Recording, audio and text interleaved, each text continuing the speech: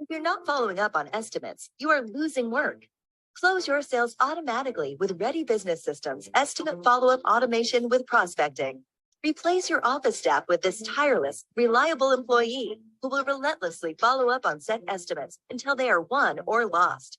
With the simple click of a link, it offers clients a 10-day, 30-day, or spring follow-up if they have not yet made a decision.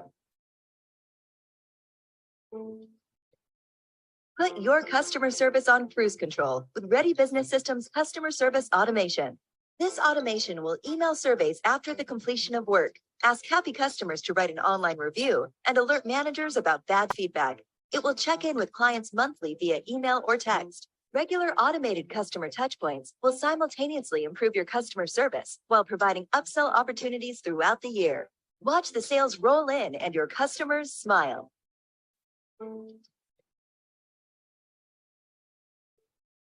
Give your office administrator superpowers with Ready Business Systems Office Automation. This automation will virtually eliminate your collection problems and accelerate cash flow by aggressively pursuing customers' expired cards and failed charges via text, email, and phone calls. With the RBS 5-day sales process, new leads will be kept on their toes while waiting for their estimate with follow-up texts, sales emails, a sales letter, and a customized sales video until their proposal is sent. When it's time to grow, Ready Business Systems Marketing Automation will bring you the applicants and work to power ahead. This powerful automation will handle your digital, telephone, and direct mail marketing needs with 6 marketing themes throughout the year.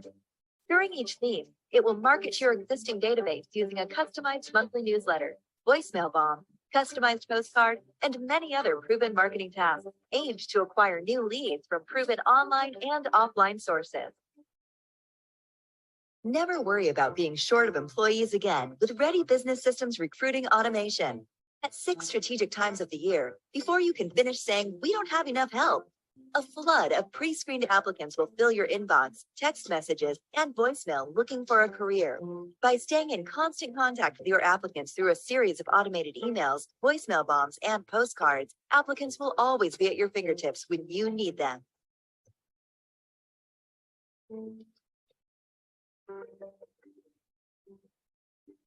Recruiting for staff is equally as important as marketing for work. This automation will serve as the backbone to your company's HR program. It will automatically feed only best fit employees to your HR admin as to not waste anyone's time. Applications, interviews, hiring, and termination checklists, BCIs, and termination procedures are all included in this robust automation. Automate your HR and hiring processes to make sure you recruit only rock stars for your business.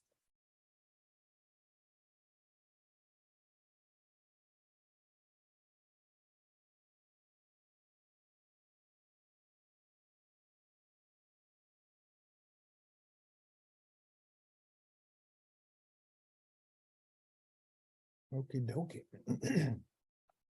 Oh, I didn't mean to stop sharing. Hi, everybody. Let me get my screen back up. Sorry, I started playing that. I was trying to play that thing when people were waiting for people to join, and then it was working really good as sort of a bumper video for when I record the video. So if I can cut out some of the blank stuff at the beginning. So I apologize if you've seen it all the other times you've been here, but yeah, it works pretty good. It's kind of a little commercial for us too. All right, well, this session here, hello, everybody. If anybody wants to unmute and say hello, or you're more than welcome. No one has to, forced to, whatever. I am keeping my camera on because it helps me keep the little Zoom window popped up. And then I can see if people's reactions and stuff. So a little bit of housekeeping. If there is a question you want to chat it in, it pops down pretty easily and I can see it kind of quickly. Or we could just unmute and just, find a place where I'm not talking, which isn't always happening. I try to ask some questions. So if you can, on the Zoom controls, there's a reactions button or a reactions area. So you can use thumbs up, thumbs down, stuff like that. If you wanted to reply, if I do ask some questions, this one won't be as much interactive, but it's just helpful for me to not be waiting. If someone can just give me a thumbs up, especially if I'm asking if you could see something or things make sense. I'll try to, pay attention to that kind of stuff and see if there's anybody's answering me, so I'm not just sitting around waiting. Yeah. So one other thing to keep in mind, and I'm going to start with this. I definitely am making this a basic training on the report center. If you've ever messed with it or dealt with it at all, you'll know that there's a ton of stuff we could dig in and dive super deep if that was something that we needed to do, but it's just so hard to be like, I don't have usable data in a test account. And so in order to find like actual stuff, the points that we need to get out of it, the data to get out of it, to spend a bunch of time doing it, it just ends up becoming quite a task. So give me 1 second. I gotta switch out my I gotta change my time I'm clocking into. I do it separate for, give me 1 second. We keep track, obviously you guys probably do too, but keep track of how much time I'm spending, and I hadn't clocked into the training session. But yeah, so we're just going to go through a basic understanding of what it is and how the report center works. With that comes the ability to be able to enter in data, and pull data from certain places, and we'll talk about that and what they are. But we can certainly help you from a Ready Business Systems perspective. We offer a few, and I'll talk about them and mention them in a couple of places, but we do offer a few reports that you can download.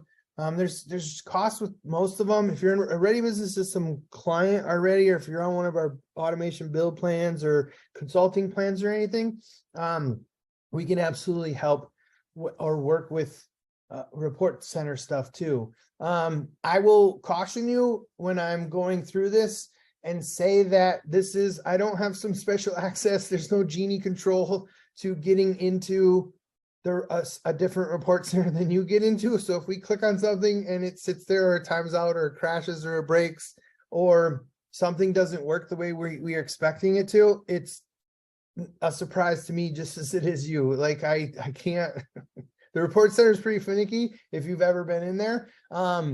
It's a great tool, but it sometimes acts funky and breaks, and we might be sitting here for 2 or 3 minutes waiting for something to load. So just be prepared for that. Anything else that we have that comes up, just hit me up with a message or chat, or stop me for a second and we'll go through it. So I got a copy here of the outline I made, and this is kind of going to be the plan to go through how to run your business like a pro. The reason I say that is your metrics and your data and the reports is the pulse of your business. Most business owners are really good at doing the work part, right? Or maybe sales or something, but it's understanding your numbers. And that's where the second one I said KPIs and other metrics, knowing things like work crew efficiencies, how long it's taking your crews or you yourself to get your work done. How much money am I making? What other metrics can I find in my business to tell me how my business is doing? Because if you just look at your bank account and see if there's money there, and that's all you check, you're probably not sure whether or not you're making money. And so Service Autopilot gives you the capability to check 1 million different data points. My old buddy, Scott Howard, I'm sure all of you know him from Service Autopilot. We used to talk all the time, and one of his phrases, I love quoting it. I used to just steal it when I worked there, but I feel more compelled to quote it now because I don't work with him every day. But he would say a lot of times, garbage in, garbage out. So if your data is garbage coming into it, then you can't expect the report center to spit out some beautiful report or have good data if you're not tracking appropriately. And one of those examples is crew efficiency or budgeted for like your time variance. If your guys aren't clocking in and out regularly and appropriately every single time, then your job efficiency data isn't going to be right. Your job cost details, stuff like that your drive time, if they're not clocking drive time, They're not using the mobile app and you're having to manually enter a bunch of timesheet stuff. If it's garbage data coming in, we can't expect the report center to pretty all that up and make it look nice. So that's what we need to look at. Another one is data decisions are essential in today's world. They really are. And we'll talk about it's sort of a theme through the whole outline that I had planned, is because you have to know, like, when do I need another crew? There's all kinds of data you can pull from the report center that can help you make decisions on what's next for your business. And it's there. Why not use it, right? Like every subscription plan comes with some type of reports. Whether you're on Startup or Pro Plus, there's, the 3 different plans. They all have some type of report. So it's there. It gives you the info. So why not use it? So let's just dig in now, and we'll start with how to access it, where it's at. There's some user roles and rights that need to be turned on and set appropriately. So I'm going to move this out of the way, but pull it back, when we have other points that come up. And just a little sneak peek, I put it over to the side to make sure I stay on task. So sometimes they jump around, or if I ask a question, or if someone asks a question and it's not covered yet, maybe we're covering it later. But either way, we're gonna check a few things out. So if you come to your My Day page, and again, if you have to remember, and I always preface this by saying this is a test account I'm just using, so it's got a bunch of fake data. You might see some things turned on that you don't have on your account. But one of those is Report Center. So if you come to your My Day page and you look at your address, your navigation bar, and reports isn't here, it's very likely that you have not been granted access to that. So if you're not the business owner or someone that has ability to change user roles and rights, and someone from your company has to change those, I can't obviously I can't. I don't even think Service Autopilot will do that generally. If you call them, like their support team or whatever. But you have to have the correct user roles and rights. And that's the first thing we're going to look at. So if you come to the gear icon, look at user roles and rights. I'm just going to look at the owner role for mine, because that's what I think I'm pretty much logged in as. And you'll see some access settings. So if the home tab is the bulk of where the settings are for it, and here you can select or deselect the report access for each of those things. So if you don't want them to have the Service Autopilot dashboard with some of these already existing things, company reports, CRM reports, scheduling reports, I'm not going to go through the whole list. But if somebody's not even able to view the report center, this can be turned on and off. So you would select that for any appropriate role.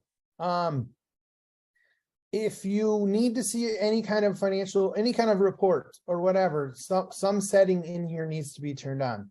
Then each of the tabs has a section. The CRM reports has a ton of reports that you can then customize or turn on and off. Client contact list, client phone list, company scorecard. You can decide how bounce emails. You can decide what is on or off for this tab here for the CRM and any of the tabs I get to, but the CRM has the most, I think. And so you can turn those on or off. Scheduling, here's some scheduling reports. There's quite a few there too. And you could turn them on or off. A lot of those we'll get to it in a minute, but these are the SA reports. So they're pre-built. That's why they have the selection here. The custom analysis and stuff, they're just going to be covered in the report center. So if they don't have access or can't manage it, then there's accounting reports too. So if somebody's not seeing a report that you're asking them to view, or if something's not happening the way it's supposed to be, and I say this, I think I've said this at every training where we talk about roles and rights, come and check here first. Don't assume something's not working right. There might be one of these boxes that got missed or unchecked. There is a box, a checkbox at the top that says select all items on the current tab. You could always do that just to make sure, especially if it's your account. This one, as you see, it clearly doesn't say that. I think because they're all checked, maybe. I don't know. But either way, you could check that box and it'll check them all, but make sure any of the settings for user roles and rights are turned on for anybody that's seeing it. If you're not, click those on, save it, and then refresh your screen. And it should be here under reports. Now, when you go to the report center, there you might see some if depending on how long you've been a Service Autopilot member, you might see this legacy reports tab link. If not, it should just say report center. These are, I'm going to click on it just to show you what happens. This is super old. If you're seeing this, you can come and look at this stuff, but the Service Autopilot sort of stance on this. Anytime they put legacy almost basically on a title for something, that means they're not going to support it anymore. And so if you call them and you're talking to them about one of these legacy reports, they're not going to help you. And I would almost wager a guess that most of the people in support, especially, I would say 99% of them have no idea these even exist, because their test accounts, their accounts that they're logging into, don't have access to that, and they don't retroact those or anything like that. So when they start a new employee, they create a new blank test account that day for them, or maybe it's a couple days before, however long they're doing it now, but they have the newest sort of version. I mean, I don't want to say there's it's not like that in that sense, but they have the newest database, and so these legacy reports wouldn't come up. They wouldn't show this, so they'll create a new account that just says report center. So if that's what yours says, good for you. If you're saying legacy reports and you go there and you happen to use them, fine, cool, great, if they're working for you. But if they break or something isn't working right, I would just basically say don't call support, because they're not going to be able to help you, and they probably will tell you that they won't help you or can't help you. So just kind of cover that. So if you click on reports and then go to report center, you're going to see a different menu here when it loads based on your subscription level. Now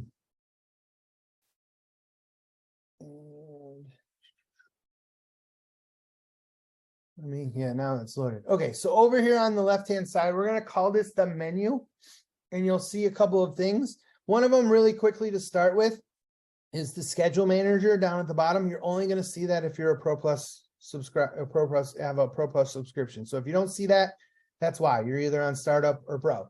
The home is Pro and Pro Plus members only.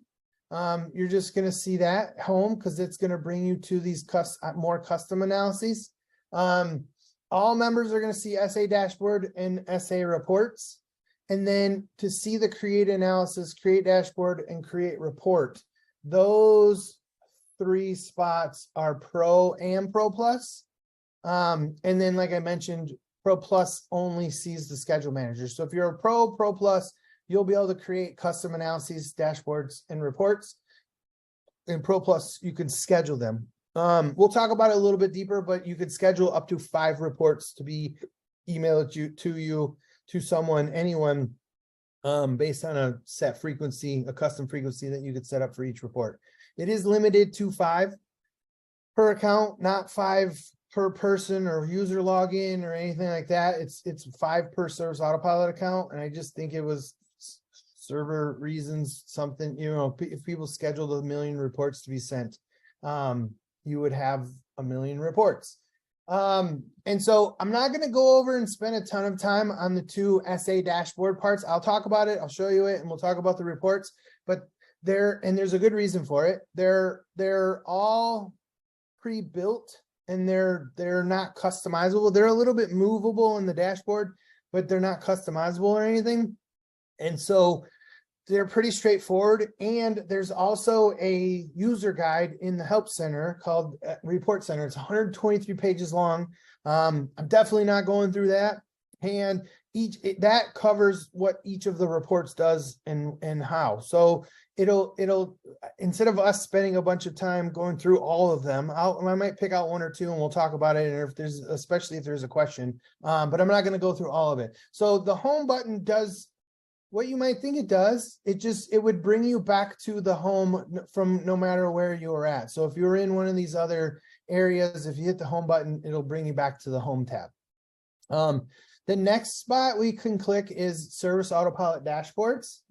And I'll bring over my little outline again, because we talk about, I have a point here to talk about it, and then we're going custom. That's where we're going to spend the bulk of the time, because I feel like that's where the training is, and that's where we need to spend our time. So Why should you be using these? And where can I find info on what is in the dashboard and report? So I already talked about that. You can find that by clicking on over here in the help button and click the quick search, and you just type in report center, and you'll have some items pull up. So let's type report center user guide. So you have report center dashboard and report center. There's two of those. And so you can look at either one of those and see there's a ton of individual articles too, but those two report center user guides are really useful info. Yeah, so check those out and they'll explain what all of these things are and what covers in here. So I skipped ahead there a little bit. But that kind of gives you a look at, I need to get this thing out of the way, where you can find them. But why would you use these? So I would say you'd use them because they can give you a snapshot of a couple of things really quickly. You don't have to build anything, and you can come look here first to see if it's something that you want to see quickly. So one of them is your company performance. And when I call these tabs, I'm going to say these, that's what these are here at the top. So company performance, financials, collections, sales manager, sales rep, operations. These are customizable in the sense that if you click the little gear icon for any of these, you can rename or remove them, and you can always click and drag them and move them around. If you notice when I do the little yellow bar at the top, and let me make sure I'm zoomed in far enough. I'll zoom in one more. If I get too big on this, it just stretches, so it's weird, but you can click and drag them, and the yellow bar that shows there is going to show you where you put it. So if you want to move these around, that's what you can do, customize, or you can add new visual galleries. So if you create something of your own, I think you can change the layout and you can rename or remove a tab. So if you wanted to change the name of this, if you click change layout, you could change the number of columns, basically, is all. And so if you change it from 2 to 3 to whatever, it'll fit those things in here. I would be cautious of adding too many columns to this. Like if you made it 6 columns, it's just going to make each column narrower. And so the information in there is less useful. Because it's going to try to split now. Yeah, they are. So at first I didn't think they might not be. But if there's a column in the middle that you can put narrower because you want the other one bigger, you can click and drag the columns. They start out, if you change it to 4, they would be 4 equal columns. Just like when we came here first, it was probably most likely 3 equal columns until you click and drag it. But there's a little bit, that's what I say when I say you can customize it. That's about it. You can change the way it looks, basically. You can't do anything else with what's in here. As far as building it out, like you can't do anything to it. Now there's some really quick and fun things that you can add. Key performance indicators, they say these are month to date.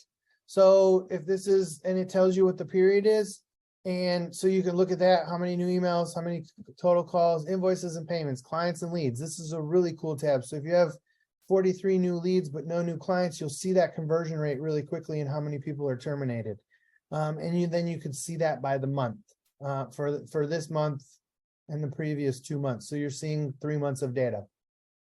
Credit card charges, you can come here really quickly and see if they're failed. Now, is there an easy way to see a lot of this information? Absolutely. If you go to each one of these lists, like seeing your open estimates is pretty fast and simple. You can do that. But coming here really quickly, I know the email one was one I used a ton to look at, because you could see this week, last week, if you're sending a bunch of emails that are bounced and delivered, as well as credit card charges. You could see how many were successful today, this week, and last week really quickly, if any failed. And then you would know, oh, okay, none failed. I can go double check. Or 2 failed. I need to go look at my failed charges list, because maybe you're not looking at it. Estimate stage pipeline, so you can see how many are in closed, draft, sent, and won status. Open tickets by category, which is kind of cool. You can see that really quickly. Oh man, I got 31 estimate tickets. And if you hover over anything, it should give you the count of what's there. Open tickets by assignee. Like this guy here's got, that's who I'm logged in as, has a ton of open tickets, but we created a bunch of fake ones, you know. So again, fake data in this account, garbage in, garbage out. So as you click through any of these tabs, it's got different charts. The invoices and payments is repeated here because it's on the financial tab now. And so you can change these a little bit, collections. So this is going to probably show you past due, AR charts, sales managers, sales rep. Let's see what the operations tab has. Sales manager has some company quotas. Again, no data to display because I don't have actual data in here. And you'll see what data you have and you'll get the same response. If not, you can add.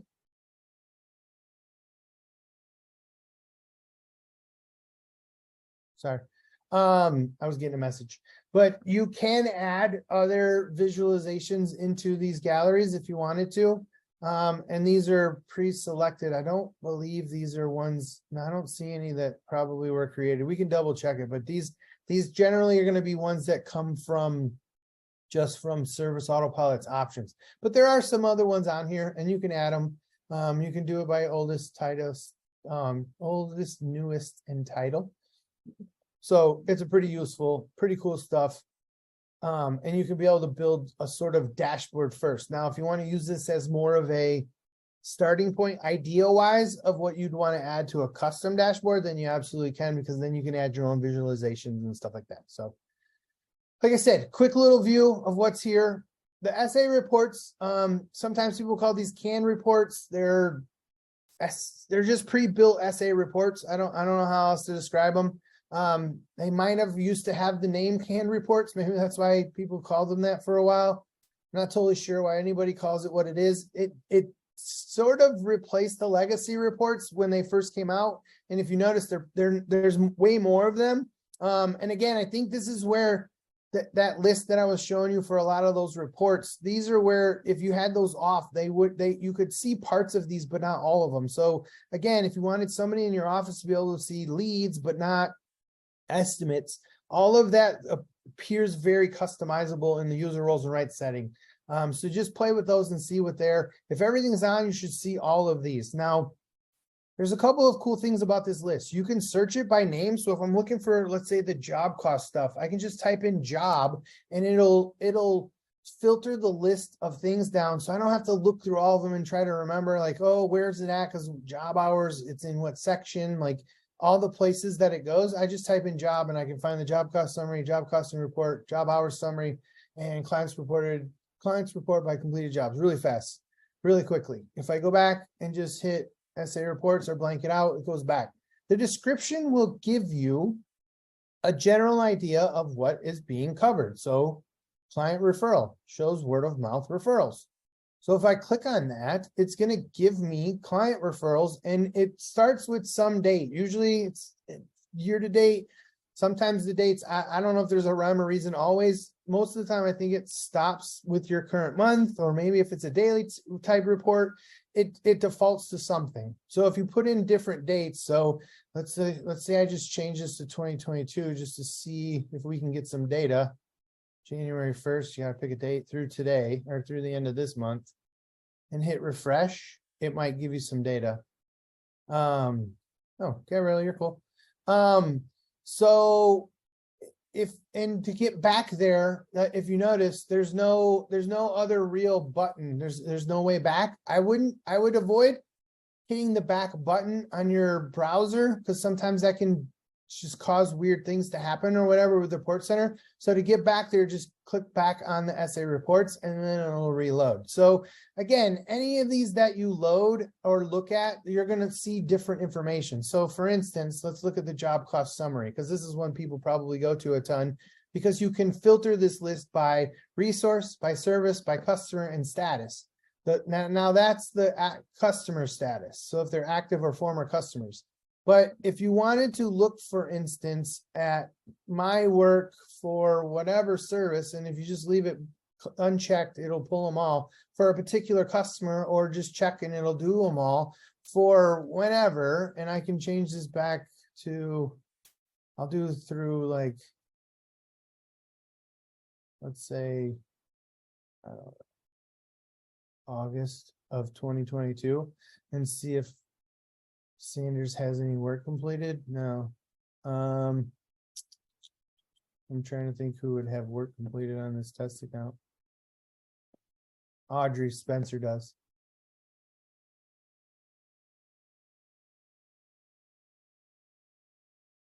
Okay. Hey, Gabrielle, and I know I mentioned this at the beginning, and I don't want to go back through all of it because there's other people that heard it, but we are definitely going over the basics of Service Autopilot when we have the report center stuff. So if we have some time, we can look at it. But because there's so much detailed stuff, like even just you mentioned one report, like the stuff that we can look at and cover is super tough in a group setting. We can absolutely, if there's time at the end, we can start looking at it. If anybody else wants to have like a report, we can try to build it. The thing I caution everybody then, and I'll remind you, is this is a fake test account full of not real good data. Like I pulled the first person I log in as, and there wasn't even any work showing. So it's hard sometimes to get real data out of a fake test account. And so that's what makes it really hard about the report center, about building something specific, because then a lot of times I have to build fake data to go into it so we can see what it's supposed to look like. So that's the only challenge. I'm not saying we can't do it or won't do it at all, but this is a super basic thing, and anything custom or anything like that either has to be done with Service Autopilot, which they do, or on a separate type thing. Maybe we could do like a report center build one day, like a class or a course on that or something, and have either individuals or a group of people, and then, come up with a list of reports we want to build something. I don't know. We're just kind of workshopping things. But the point here is, for these, the ones inside the SA report, these are the way they're built. There's nothing else you can do with them. Like I can change a couple of settings that make some data be useful, but I can't do anything with, like, I can't restructure. I can change the filtering or the sorting by clicking on the column headings, but I can't drag them. I can't move them. I can't add data. You can't do anything else to them, which a lot of times you don't need to, but you can't. So it has to be used within this. You can export it to Excel. So if it's got way too much data, then absolutely export it to Excel. It does come through as a Excel file. So if you don't have Excel, you might have to open it in like Google Sheets and convert it to a CSV or whatever to make it usable in other programs, but it will come through as an Excel file. Now, again, I say this with a caution by saying, I don't, not always every single time, even though it says export to Excel, sometimes you'll get a report, it comes through as a CSV. I think the SA reports, I haven't tested every single one of them to be sure, but I think all of those, if they say come to Excel, they come as an actual Excel file. But sometimes, if you export from, like, say, the dispatch board, I think that one comes as a CSV. It totally depends on that actual time you click it.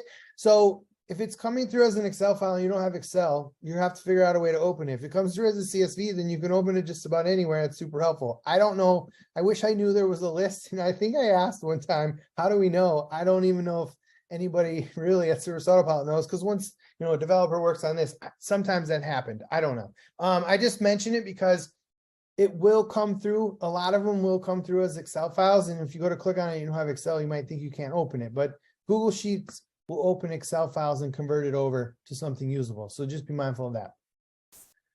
Again, you can change all the dates and play with it, get some useful data, click on stuff.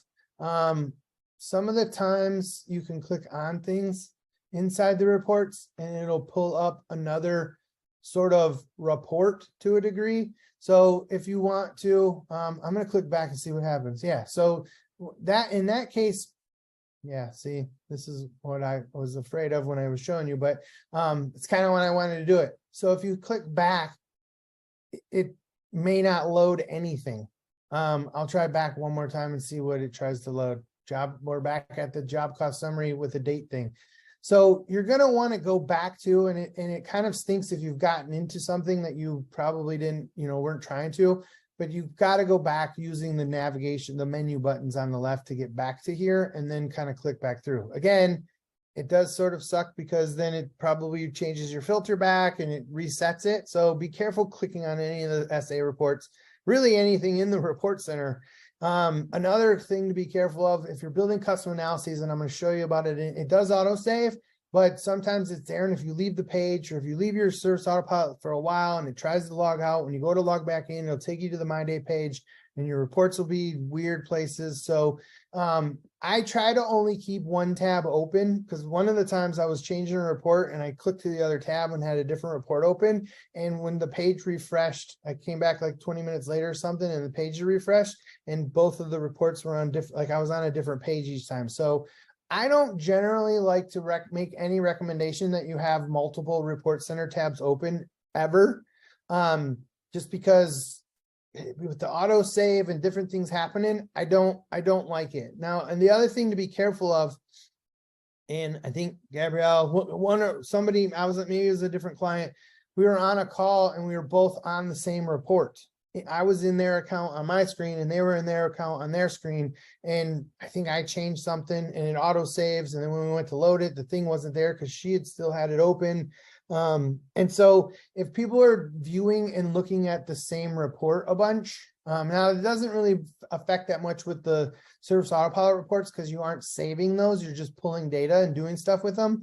But when we get to the custom stuff, if you're on the same report a bunch, you got to just be careful. I think, yeah, I wish there was a better way to know if somebody else was looking at it and you could see it, but there's some limitations, and that's just the limitations of the functionality. It's not set up to be a super cloud-based type thing where you could have 15 people in there changing reports. So I would just be careful if people are working on the same exact report, because that can sometimes cause some issues about whose version saved and what the new what it is. So just be careful of that. Again, I'm not going to go through this whole list. The user guide covers every single one of these in full detail, what they are, but there are some really cool ones in here. Obviously, your profit and loss, your AR aging report and snapshot. I will say this. Let me pull the report one up. Or no, it's the snapshot. That's the snapshot. If you pull the AR aging report, and again, unless they fixed it, if you're used to like QuickBooks or probably a true accounting software, if you pull this date back to, let's say, December 31st, right? So if you were trying to find out at the end of last year what your client balances were at that moment in time, it would show you that day what your AR aging report was that day. So if somebody now had a past due balance, for instance, for the last 90-day period or 30-day period, it shouldn't be showing as having existing then, right? This one, unless they fixed it, and I just don't know, and I didn't pay attention to the updates or whatever, I'm pretty sure, I'm not 100% sure they haven't fixed it, but they should have. These numbers don't change. So if you look here, Weston Drive, or let's look at Al Sharpton. Let's see if he shows up. So let's change this date back to today, and we'll see. April 4th, refresh.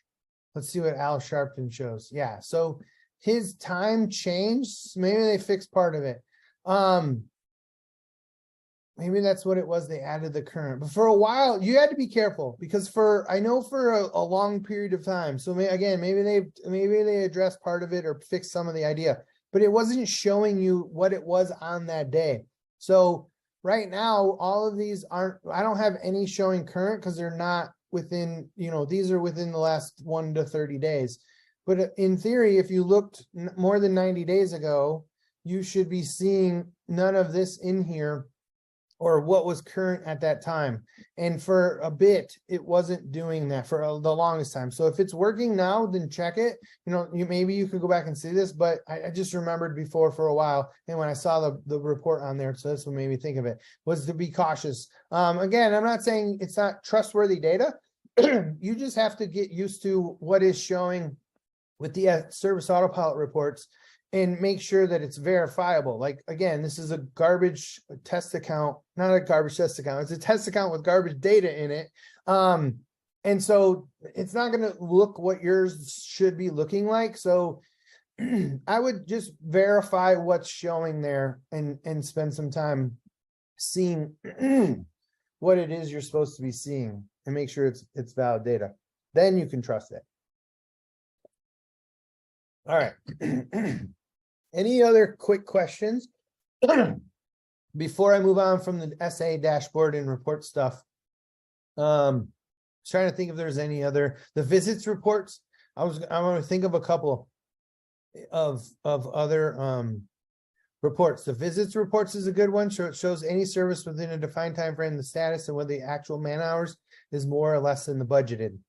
So that'll show you within a time frame if the job was completed and the variance really quickly. It's a pretty cool report. What's another one? Over under report. It shows the budgeted versus actual hours and revenue pretty quickly. There's a paused services. Let me type it in. Pause. And again, this is where you can find it really quickly. So you can see any paused services really quickly. And this was cool when we did the client portal training. I didn't get to this part or talk to anybody about it, but you can go see what services are paused. And if I'm not mistaken, nope, it doesn't. It doesn't give you the paused reason, but it shows you the pause date and maybe the restart date if you wanted to see if you had set it. But if you only had a couple of clients, you could go and then search for these individual clients and make sure that their pause reason is legitimate and it's not something that they would see on the client portal.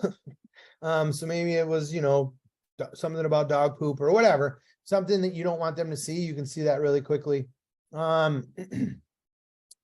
Unused, what's the one? Unapplied payments is another good one. You could look for unapplied. Let's type that back in. Unapplied payments, a list of payments with unused amounts associated with a client's account. That is a really good one to see. If you take a bunch of prepayments or somebody paid on the client portal and you didn't know what it was for, or you don't keep track of, not that you don't keep track of it, but if you don't regularly know that every single payment's applied, you could see that really quickly. And you can click on it and say, okay, how many unapplied payments do I have for this year? Which again, test account, garbage data, so there's none. But just check out some of these reports because there might be something in here that's super useful. Okay. All right. If there's no questions for that, then we're going to move on to the custom stuff. Cool. All right. Well, then the first thing we need to look at are custom analysis. And these are in order in that you can have an analysis, a dashboard, and a report. I don't want to almost make the argument. I'm pretty sure it's alphabetical, A, D, C, right? Or R, why did I say C? Because of create, A, D, C, ADR. So analysis, dashboard, report.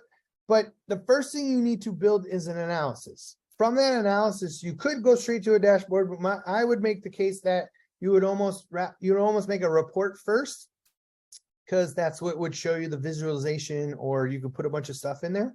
Then you would create a dashboard based on it, but whatever. The analysis is the first place you need to go to. And if you go back to the home tab or the home area, it's going to give you a couple of things when you first come here. My items, my visualizations. So if you click on those, it'll show you what visualizations you've saved and stored yourself. And then shared with me is if there's anything that's shared with you from your team so that you can get there. I will say you can spend some time sharing a bunch of stuff, but it's easier if everybody just has access and can manage it, because then you could see accounts. And I would make the case that it's probably easiest to put like your name in there if it's a report you're working on or should be assigned to or something like that, rather than the sharing thing. There is a share option over here. When you click on it, you can share it with individuals, but they still would have access to it. It does limit, there is some limited functionality there. I don't see very many people using the share option very effectively. So I just generally don't train people to do it a whole lot. The other things you can do here, you can create a new folder. So if you wanted to organize your list of analyses and reports and dashboards and stuff, you could have this as my items. You can't rename that one, I don't believe. I was trying to click to see if there was anywhere. If you add a new folder though, you can create the new folder. And then so maybe this is my reports or something. You just want to put your reports in there. Click done. It'll add in, I think, yeah. It'll add in a new section and it'll give you the option to share that. Then you can rename, add a new folder into that folder or delete that folder itself. You can't rename the my names or my visualizations are shared with me, but anything you create, you could then rename. So if you don't call it the right thing, you could rename it. I'll just leave this here, but then if you click on that, it would show you what's in that section only. So you could organize your list a little bit nicer and keep it from going over. The next thing you'll look at and notice is the inside the list. If you have none, you won't see any of these, but you can delete really quickly. This is the scheduler, and we'll get to that at the end. And then this shows when the last time it was saved, so you can use that really quickly to see when the list was. The other part that you'll notice very quickly is a lot of these all say untitled analysis, untitled report. If you click the button to create any one of these, it's going to create a brand new one. And even if you back out of it and leave, it's still going to create it because it auto saves basically guaranteed. And they all come through at the beginning with the same title. And it's either untitled analysis, untitled report, or untitled dashboard, no matter what. So the first thing I always train people is to look at and see that. And so when we go to create a brand new analysis, even if you don't know what it's going to be called, when this first pops up, it's going to create a brand new analysis. If I go back to the home page, it'll be here with today's date. So the first thing you should do is come up here. And what I did was right in this little gray bar at the top. It doesn't look very clear that this is where you rename it. But if you click on that name, it pulls up this box. And I would just call it whatever you think it needs to be called when you start. So just type something in here, even if it ends up turning into something totally different and an entirely different thing, give it some name, maybe put today's date in it, put something in it. Otherwise, when you click save, if you go back to home, now again, I didn't show you when it was untitled because I didn't want another untitled one. But if I come back to home, there would have been another untitled one that had this same date and the same time that I just created, but I put a name in it. And so if you don't give it any name, it's just going to show untitled analysis. And if you do that, it's just going to have a list of untitled, all kinds of untitled. And if you did it 14 times, you'd have a bunch and you don't know which one's which. So I always say, just create it, put a name up in here and click on it. Now, the other thing to think about in this box up here at the top, and it seems like a really weird place for it, but this is where it's at, is the copy button. And it doesn't highlight or tell you that's what it is, but this, I know for a fact that this is the copy button. So if you want to, let's say you download a report from the marketplace, instead of changing that report and breaking it or doing anything else with it or a custom analysis or anything, let's say you download it or you created one that's super awesome, but you want to try a different service or something, you don't want to break it, just copy it. Open it up, don't do anything else with it, and copy it, and it'll create a brand new copy. You come back to the home tab and it'll be there, and I'll just do this one. I'll just hit copy and it'll say, yes, would you duplicate call whenever, and you click yes. And so it says done, which you could turn that off, but I'll leave it on because I show people. So now if I go back to the home tab,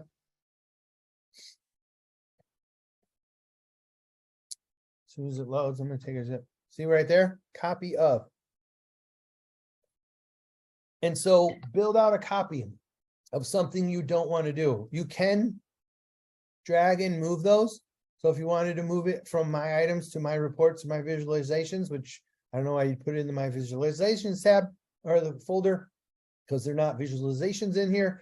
But if you wanted to build like a reports or my analyses or whatever, you could click and drag and move them around. You can't move them in this list. It filters by saved only. If I click and put it down here, it doesn't move it. The only way to get it to the top of this list is to open it, make some change and make it save it. And then it'll move to the top of the list. Otherwise, it's in this order with a paging tab. And at least they give you a few on this page before you can move to the next one. All right. So if let's say now you have the copy and you want to do it, you can open that back up, click on it.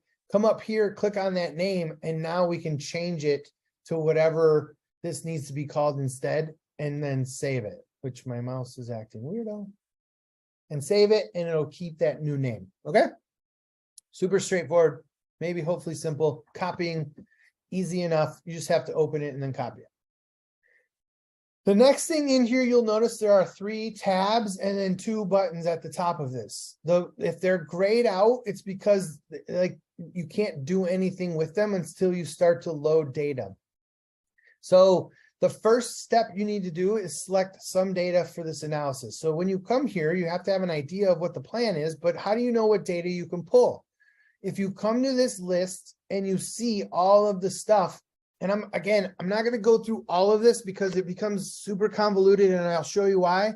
Clients detailed, if you hover over it, it will tell you, it'll pop up the little menu, and this is all the data points that you can pull from the client's detail. Client simple. Look at the jobs one, leads one, job cost detail. Every one of those separated by a comma is a data point, a column that you can add to your chart, to your analysis. That's all analysis is basically a spreadsheet. But you can add all of those data points, but you have to start with something, for instance, right?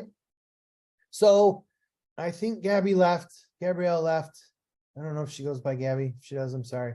And seeing how to build a jobs canceled report versus terminated client. So if they've canceled a bunch of jobs, maybe, I don't know, she left, so I don't know, but you would pull this jobs detail, and I'm going to just click on it and load it, because then it'll show you what points are in here. So you could see job type, source, taxable, under contract, variance, date sold.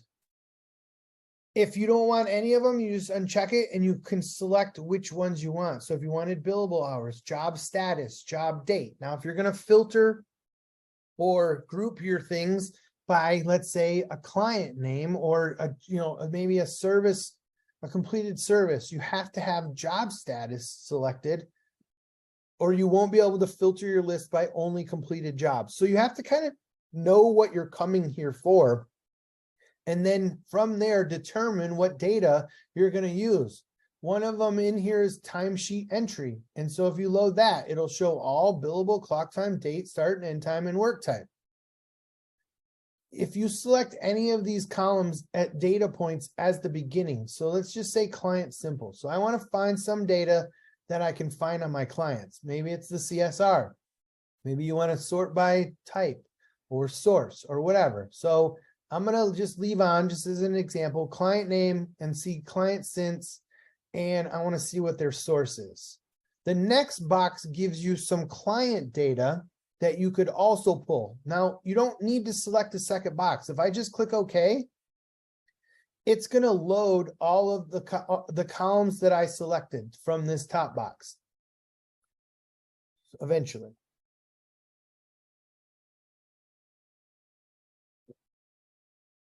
And I don't even have a lot of data, so it takes a while. But it gives you those columns. And you see how these are heading blue? These are blue up here. If I added in a client, let's say custom field, and then it gives you the option to pick a custom field. So let's say maybe you wanted to see if what clients had data for a certain custom field that you were looking for, and you didn't want to have to export your entire list. This actually just dawned on me as something that would be super useful for me to do. For one of our clients we were looking at, he deactivated a bunch of custom fields, so I might be able to deactivate or activate one of them and look back and see if anybody had data in it. We have a lot of custom fields, but the data sits here. Maybe it loads. We'll see. This is what I was warning you about. I don't have any special magic potion or wand I can wave. I'm like you. I just have to sit here and wait and see what data gets loaded, if it loads. Maybe it won't load. Sometimes you have to refresh the page and come back and see what's there when we get here. Oh, here we go. So this now gives you a list of all of your custom fields. I don't want all of these. Let's say I want to see anybody that has a custom field that has a dog, what their dog name is. And now notice if you see this one's red, when that column gets added, it'll have a red top. Then you can also pull more client data and say, okay, estimates, job cost details, jobs, and projected jobs. Each of these next sections where you can select and add data is determined by the data that was above it before and what's available that you can pull that sort of cross references. And you can use it as sort of a way to use to compare columns, or we can get into more formula stuff and filters later, add charts and crosstabs, which again, these are not basic parts of it. We'll talk about it a little bit, but we're not going to talk a ton about it. So I'm just going to add dog name to this list, to this analysis, and click OK.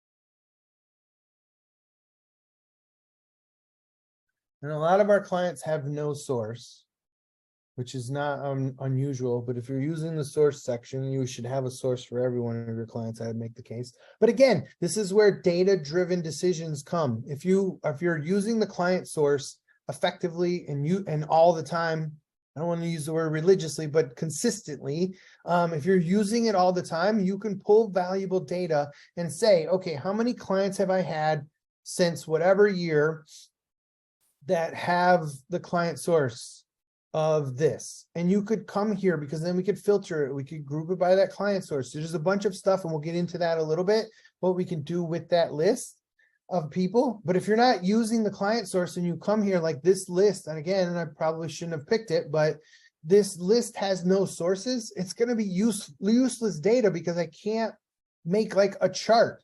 The same with dog, maybe the same with dog name. I don't know. But if you don't have good data in here, then you're not going to see good results. But in this case, we can see something, and we'll see really quickly. We have a client since, maybe the source, and we have a dog name. Again, we could add more data, but I don't want to pull anything about jobs or job cost details or estimates. I just want to see now, and this is turned into, I want to see now how many of my clients have a dog, and what their source was. I don't know why we would want to see that. We could see what the client since date was. And the reason I put a date in here is then we could add a filter for dates. So inside this analysis, you can pull whatever data you want. Again, if you go through and look, be careful when you go to change data columns. If you've used it in a formula, a filter, or you did something to the list, like grouped it or made a total or an aggregate or something, if you go to change one of these and click OK, it's going to error out and say it's used in a formula, you can't make this change. So you got to be careful with what the data does, and how it's being used and what you do to it afterwards. But if you fill your table full of a ton of stuff first, then you could filter it all out. Another really cool part of the custom analyses section is its customization. So there's a lot more stuff you can do with this. If I want the dog, let's say I want the dog name over here, I can just click those 6 little dots or whatever they're called, and I can click and drag them. Maybe I want it after client name, I want the dog name, and the client to the end. So I'll just click and drag that. If this column needs to be bigger, that one you just click on the other side and drag, and you can make this, maybe the name needs to be bigger, but the dog name could be small. So you could customize the look of this one way more and move them around and change them. You can also hide columns. It's highlighted for some reason, but if you want to just hide this column entirely, you could just click on it. Now the client sense is going to take a minute and it goes away. If you want it back, you can click the little gear icon up here, and this is hide and show columns. So now if I want it back, I can hide it and open it. You could hide them in bulk if you open that tab.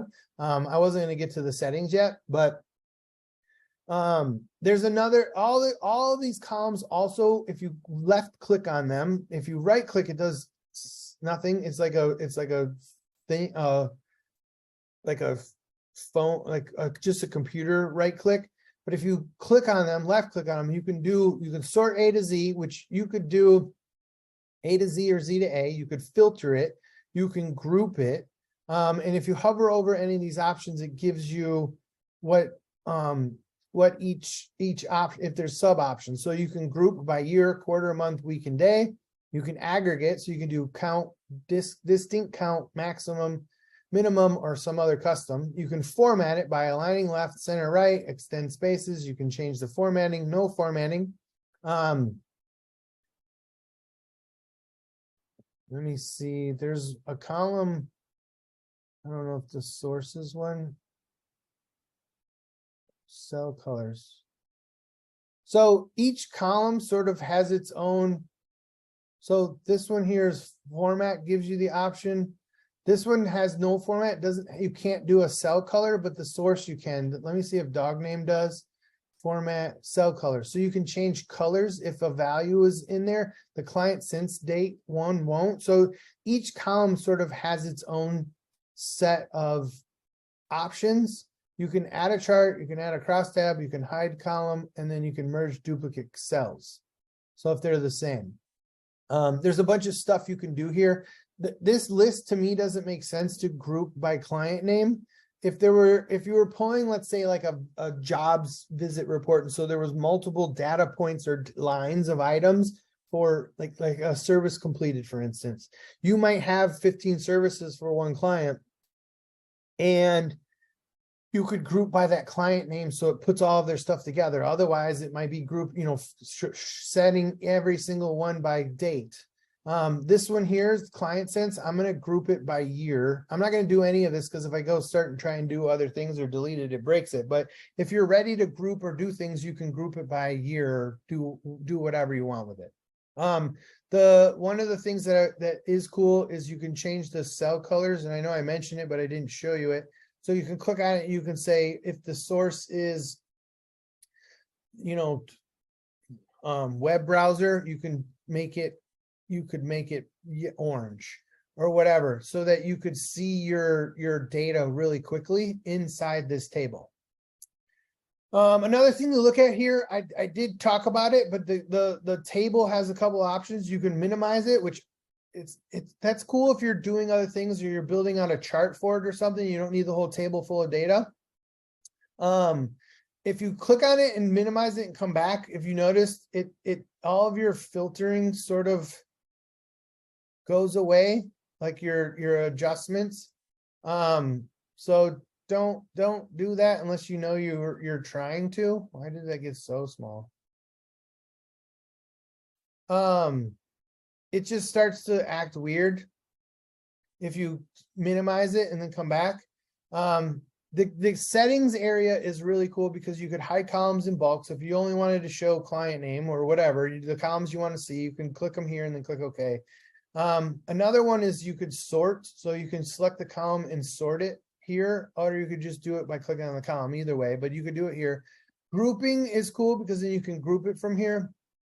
Aggregating is really good too, because then you can decide here if you want to aggregate your data and how. You want to just do certain columns, you want to do sum, average, distinct count, and you could decide where you want it to put at the top or the bottom. And then it says hide function names. There's another tab that will show here usually is exclude details row. So if you just want to see like the heading without all of the actual jobs or the service visits or whatever's down below it, there's another option that shows up if there's details rows once it's grouped.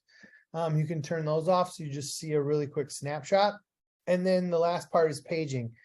I will caution you very, very heavily and say I would keep these rows per page to 220, maybe anything less than 100 is probably safe. If you click show all rows and you have, let's say, 1,000 rows that need to be loaded, and you go to change something and you add a new field or you add a filter or do something, this report center takes forever to load, and it may never load. It might time out. You might get an Ajax error. It could break. It might not ever load, because it's trying to load all of that data for every one of those columns, for every one of those points, up to how many ever rows. So if you keep this at 20, or maybe even if you have a ton of data and it's really slow loading, lower this down to 10. If you have 14 columns here and it's having to pull all of that data, maybe move this down to 10 and then save it, and it'll load faster. Obviously, if you had it at 1, it's not really useful to make a table with 1 row, but it'll load slow if you have this really high. So it defaults to 20. I wouldn't change that very often. I have clicked show all rows before when I had the report all the way I wanted it, and there was something I wanted to look for that I knew was at the bottom, and I didn't have to page a bunch of times to see it, or I was trying to get a snapshot, but then immediately you move it back to 20 and save it. Because if you left it at all rows, when you leave the report and come back the next time, it's going to try to load all of that data. And sometimes it takes forever. And if you're just trying to get it real quick or do something, make a change, it becomes a disaster. So be careful changing that. You can change it, but I would do it very cautiously. Okay. The next option is you can add it to the visual gallery for use in dashboards and reports. Now, these are custom dashboards and reports. It won't add to the Service Auto report or the Service Autopilot dashboard. But if you click that button, it'll ask for a name, and sometimes it'll copy what it's being used for.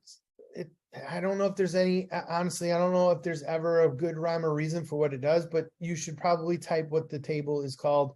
And then you have the box here where you could add as much of a description as you want. So I would give it that. I'm not going to save it right now because this is kind of useless. Or maybe, you know what, I will. I'll just save this like clients, source, and dog with year. With client since date. So I'll just save that. So now we have a visualization in our board. The next option is export up to, what does that say? 100,000 rows. So you can't, if you have over 100,000 rows, can't export it.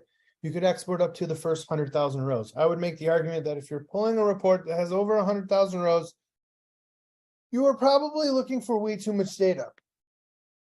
I could be wrong, but 100,000 rows is a lot of rows. So, but it'll only export up to 100,000 rows. And I'm pretty sure there's a couple of clients, and I know one for certain who you met it. I think before it was at 5,000 or 50,000 or whatever it was. And he was hitting it and he was complaining. So they moved it to 100,000, probably thinking no one's ever going to have that many. And if you do, good for you. But you're probably pulling way too much data. Or the time's not right. You know, like you need to filter it by a certain time period or whatever. All right, so that's what you can do with the table, just inside the table settings. Now there's some areas here, and let me just make sure, because I gotta stay on task in time. But now there's some areas here. Whoa, sorry, a bug flew by me. Where you can do some more stuff with it. And this is filtering the entire set of data. Oh, sorry, there's a fruit fly flying around my head. There, you can build a formula column. So let's just name this, I don't know. I don't even know. I don't have a good thing here that would be good for making a formula column. But let's say you had some data that you wanted to, I don't know, you wanted to create where you wanted to add in, you know, combine two columns, just something simple. So you wanted to, if you had, let's say actual hours, which the time variance does it, so you don't need to do it yourself, but you just wanted to build some other type of formula. You could build a formula and it'll create a whole new column. You can click the help button and it's going to take you to this old developer built table of what functions you can add and how SQL works. And if you know Excel at all, you can use these operators. There's other notes of interest. You may represent true and false values as true and false. So there's some usefulness to this report help button, formula help button, but I would honestly almost just play with it. You can decide what operators there are. You could add in this list of formulas and do different things. You can make it true or false. So let's just do this. Has dog name. Oops. I can't. I don't know how I'm making things. Dog name. All right, so we'll do data type true or false format. We'll show true or false. So if dog name, let's do operators. I don't know. Formula.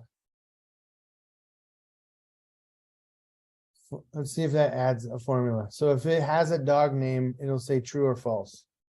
We'll test it and see if Buffy works. Has dog name, Buffy. So it put the answer in there, not true or false. Display format. I don't know, whatever. But you can, if you don't want it, you can just click the little trash icon and delete it. You could replace it if you wanted to change it, and that's how you change things. And I'll show you that on the filter because it's way easier. But you can add a formula column here. If you don't want the column at all, you can just delete it and it goes away. But that filter, that column could be used to build formulas. One of the really coolest features though is the filter. So let's say you want to do a date filter. You can do a date range. And one of the really cool functionalities or usefulnesses of this is you can do a specific date or you can do a sliding date. So let's say, for instance, I wanted to filter this group of information. So I wanted to see everybody who have all my clients that are within this last year, which we might not have any, but you can have the sliding dates be today, yesterday, or tomorrow, or you can do last week start, last weekend, this week start, this weekend, next week, which I don't know why you do stuff in the future unless you're doing like looking for projected work or looking for jobs, but you wouldn't look at clients next week. But you might do this month. So yeah, let's just do this month start and this month end, which that's not going to be useful because you probably don't have any new clients in April of this month. But let's say this year start and up through today. So this will look at all of our clients every time. If I add this and click add, it's going to load this list. So right now I'm looking at all of the clients that were created inside this test account year to date, basically, and whether they have a dog name or a source. If I change this to last year start,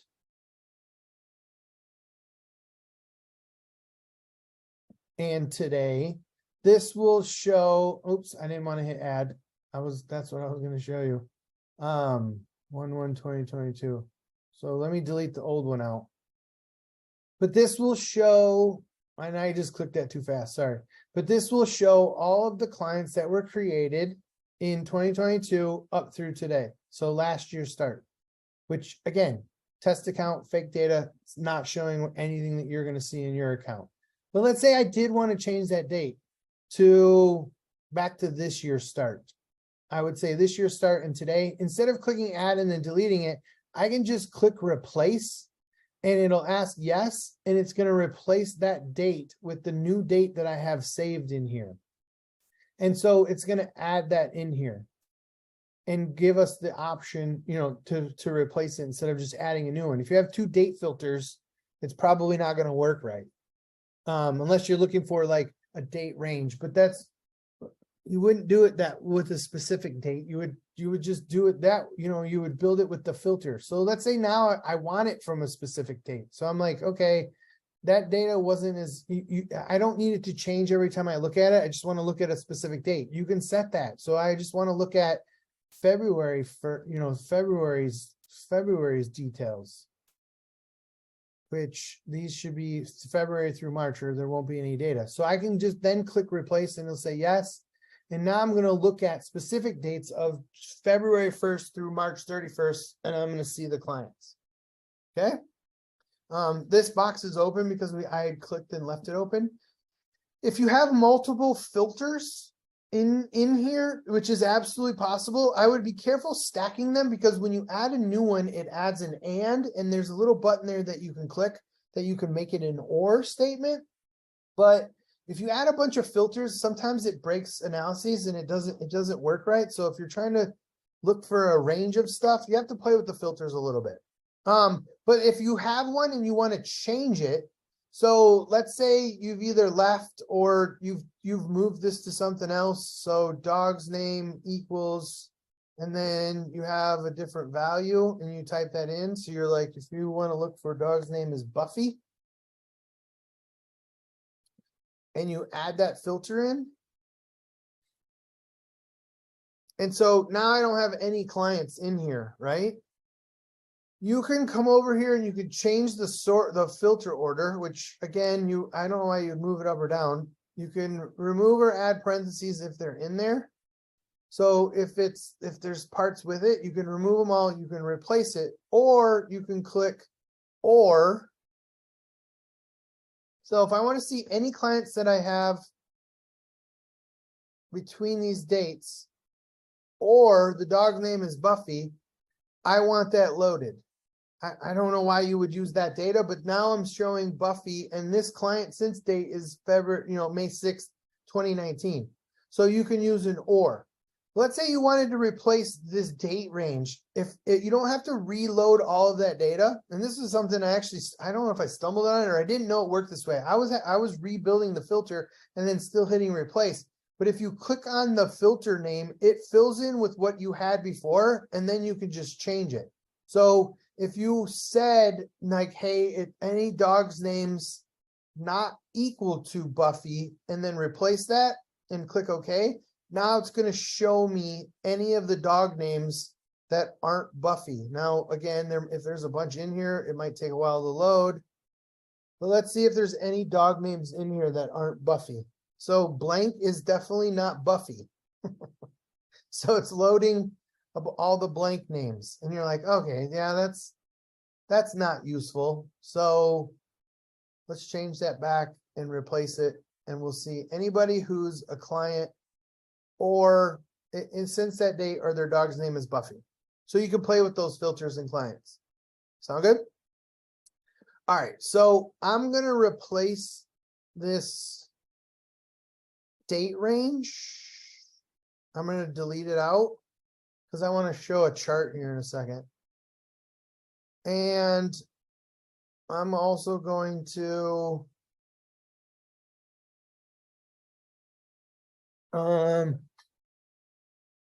I'm going to say not equal to, let's see if we can do blank.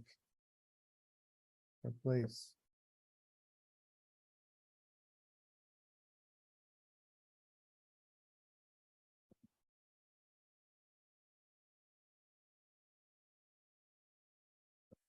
Yeah, I don't know.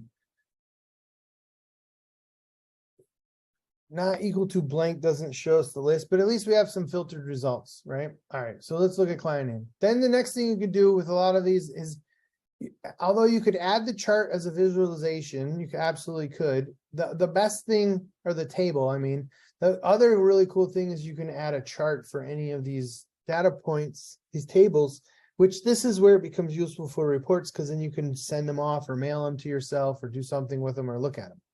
So let's look at the client label name. So we're going to say dog's name. It's available A to Z. The data column is the client name, and we'll see how many. We'll show the value, and we'll do a vertical bar, and we'll show the top values. We'll just click on this and see what it shows. So this is a bar chart. And so we have 52 dog names that don't have any name, 52 clients with no dog name, because see how it shows blank. We have 2 that are named Rex. We have 1 big dog in backyard, 1 big dog in the back, 1 Buffy, 1 I'll lock the gate for the dog, and 1 Shotzi, right? You can click and drag this to make those columns bigger. So if the data just was narrow or stuck together, maybe it was a revenue or something, it needs to be smaller. You could change it to horizontal and click OK. And now it'll load this chart and it'll show it to you that way.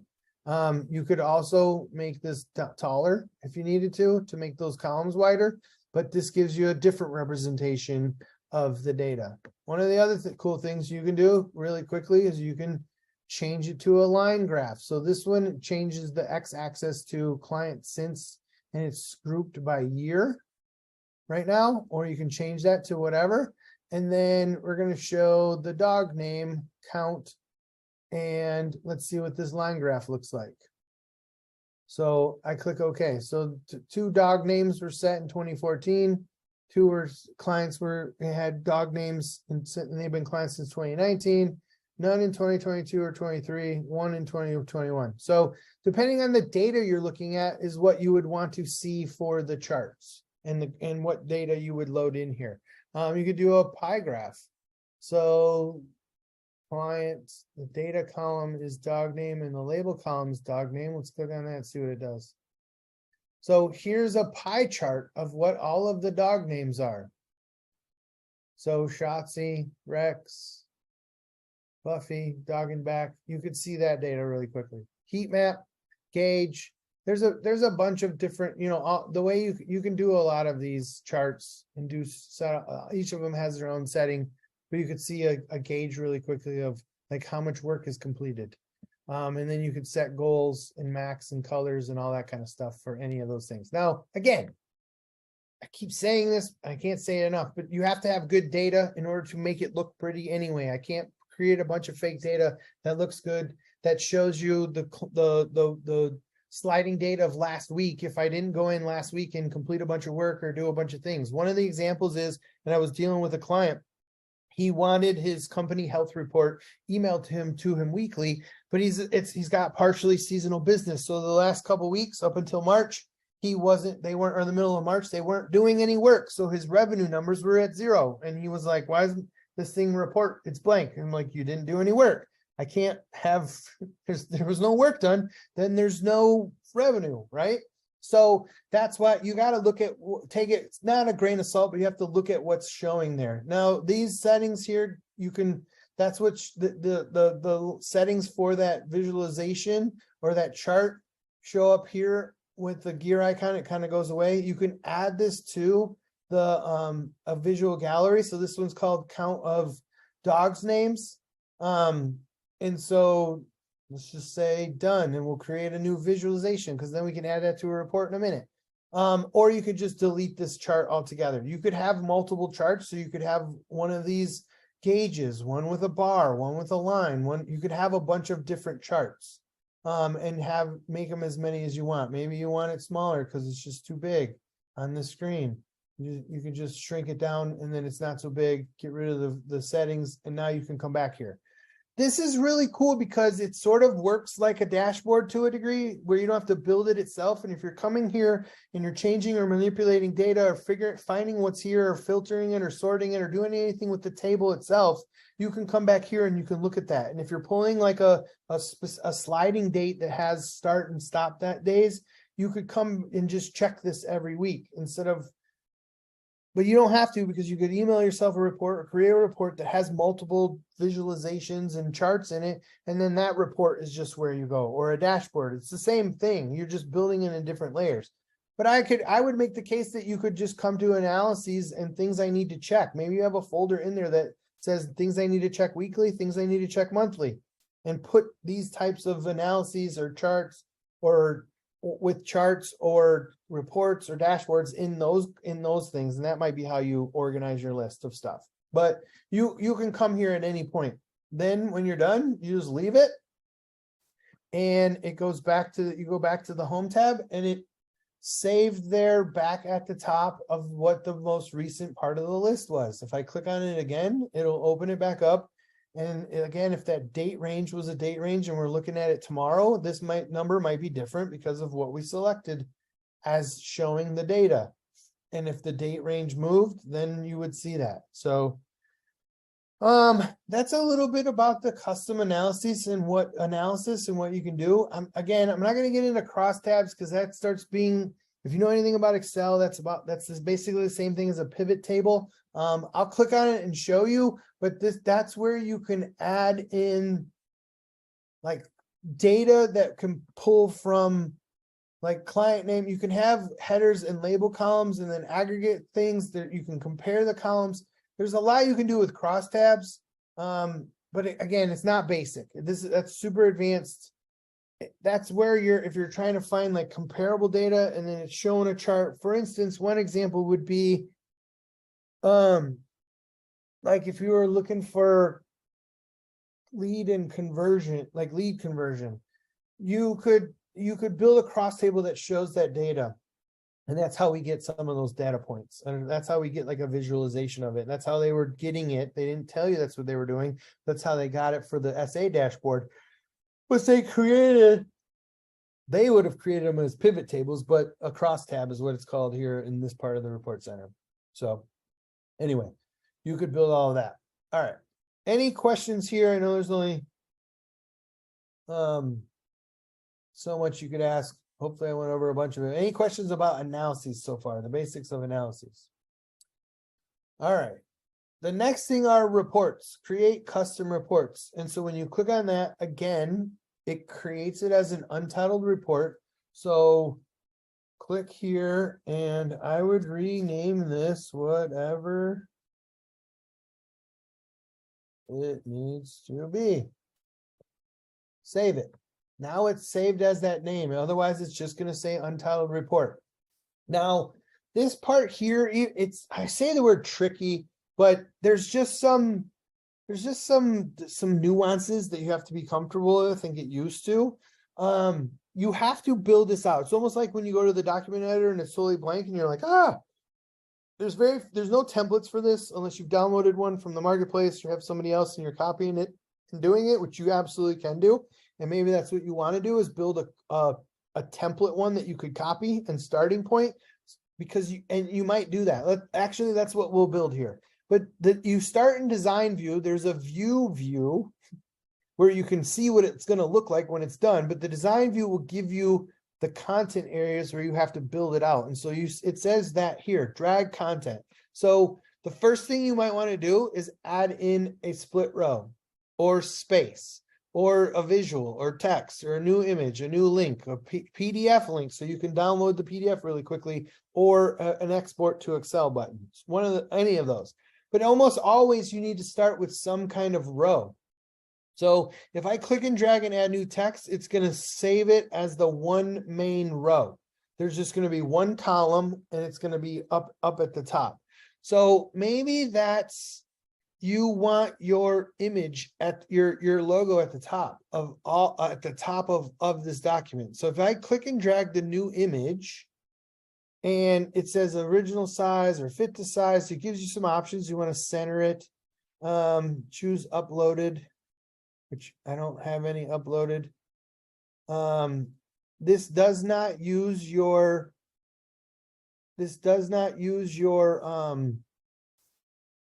document editor documents. I wish it did, but they're not linked. So I'm just going to add a new image because it was the first one at the top. You could put a border around it if you wanted to, with no color or no color.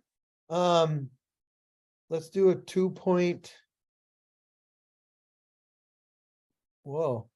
gray border around all of it and click set and see what loads. Hopefully that picture is not huge and it takes, yeah, it is. It's ginormous. The border goes around the outside of the whole thing. So if I go to view, this will show you what it looks like. See how it's got the border around it? So if I go back to design, if I wanted to edit that, I could click on it and click the gear icon up here and it says, okay, now I don't want a border. So let's just get rid of that border and watch what happens. Now it's gone. See how that line around it? It borders the whole section, I guess. I don't know. It doesn't just border the picture. But that thing's humongous, right? So I can't change that size. One way that you might do that is if I add a split row, so that's in there twice. Let me see if I can edit this row. So maybe in this case, I might want to click and drag that content in here. And because I didn't have fit to size, I clicked original size. If I change that to fit to size, watch what happens. So now it shrinks smaller. And if I click and make this column smaller, let's move it over here, then my logo gets smaller, or my image, or whatever's in there gets smaller because I have it fit to size. So maybe I want my logo over there, and over here, I want the PDF link. So I click and drag it, and it adds download as PDF. You can type in whatever you want. You can do font size, let's say 50. font color, let's do it in orange. We're not going to do any border around it. We'll set it. Download as a PDF. So you can put that there. But maybe I want that underneath the picture. So we can put that here. So now there's a link here that downloads as a PDF. So you could drag other content here. Well, what would I want here? Well, maybe I want one of those visuals that we built. You can add a new link, you can add a new image, you could put text over there, you could say what it was. Maybe it's the count of dog names added. Let's just add that. Count of estimate status by estimate status. I don't know if that's useful. Added. Click done. And now it's going to add that visualization over here. Well, let's say we want that smaller for that or create another column. You can click that little button. If you notice it, it's split that bigger column into now 2 columns. If you want to split this column, you could click on that and it's going to split this into 2 and still have the third one over there. And so again, if you wanted to change the size of your image for this report, you could just click it and drag it around and put it in different spots. So if I want that one smaller and leave it fit the size, but you can, that's the nuance of this. And sometimes it takes a minute to load. If you have a bunch of things in here, you might have 40 visualizations. If you're building a big report, whatever, you can do whatever you want with it. Now, if I click this new Excel link and I stick it over there, it's going to say, here's what your options are. So it gives you all of the choices. I mean, it's pretty straightforward. It's not plug and play, but it's pretty darn close to simple to use. So if I add the new Excel link and it takes a minute to load, let's see what happens.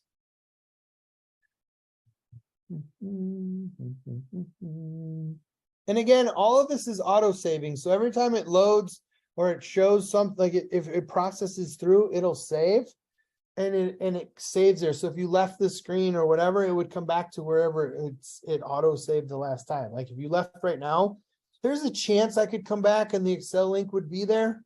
It may not, depending on how far along in the process it got. But if you leave it while it's in the please wait section, there's a chance that that part might not get completed. Usually very likely actually, because until it fully processes, but once it's processed through and it gets back to the screen where you can do something, it actually it's auto saved. So you don't have to, there's no save button. You're not going to mess up a bunch of work. I mentioned that because there's also the undo and redo buttons up back here that you can click on, which I can't click right now while it's loading, but that would undo or redo certain steps for what you've been working on. So if you did something and you didn't like it, you just undo it really quickly. There's only so much you can do with this, so chances are you probably would just remake the edit. Undo might be faster. I don't know. I don't use that button a ton. Partly because every time you click it, it has to reload like this. So if it's just not going to ever load, sometimes that just happens. And unfortunately, sometimes what you have to do to fix it is click on Report Center and go back to the Report Center page and see if you can get it to load. And then I'm just going to reopen this new custom report. Now, I will say this, when you open it the second time, it does come back to the view mode. So if you come here and you're like, can I click on anything? It's because it's not in design mode anymore. It shows back up as view mode. So if I go back to design mode, and if you notice that Excel link that I was trying to drag there, that it wasn't loaded, it's not there. So it didn't save that, but it saved all the other stuff. So if I just want to get rid of this column and go back to two wide or 3 wide, then you can. This one here, let me click on it and see what happens. I think it still should fill into this one. It's harder when you remove than it is splitting it. Yeah, see how it removed everything in the column? So it's not the same as splitting it going the other way. You would have, if you wanted to remove that column, I would have drug it over here and then just removed that top column. But I can just click back and add another visual again. And so maybe this time, instead of that visualization, the dog name chart, maybe I'll just add in this report, the table that I had, and you can put that in here. You can adjust the column sizes for a short time. Sometimes if you leave it and come back, it resets back to it. So I wouldn't spend too much time adjusting it, but you can change some settings. So if I want to center it, bold it, you can change font sizes, you can insert a formula, but then set it. And I think it just maybe it just centered the name. Let me see if I can change. Yeah, you can change the name. That's what it centered, was this. I'll bold it. Let's say I bold it and underline it. Now we'll set it. Yeah, it's just changing the title, but you can put a title in there for what it is, which is kind of cool. You can be able to add it. Now you have your list. If it's paged, or if you have pages, there should be the controls down below. This one didn't, I don't think. Or no, the page is up here. Sorry, why was I saying down below? The paging's up here, and you could page through your columns if you have more pages to go to. Now if we go to view mode, this will show what it looks like if you're going to send it to yourself. Depending on your device settings, sometimes it'll stack, other times it'll just shrink to 2 columns if you have 2 columns in there. If it's not looking the way you want it to, then come in and adjust it. This one's centered, it's centering, I think, on this entire page, but it's moving the chart way over here. So if it's not looking the way you want it to look, go back to design mode and come in and change it. But you can build whatever you want into these reports. There's another one here, add space. So if I want to just add some space, you can click and add it, and then you can decide how many lines, or you could just hit set and then drag it down here. So maybe if you want space down here, if you want to change how much space, you could say, I want 12 lines of space, and click set. And it adds it down here. So maybe if you're trying to space it out so it's top and bottom, you can add some space. It's like padding. You could add that if you wanted. I think that's all the stuff that's in here that you can add. So that's what you can add. Okay.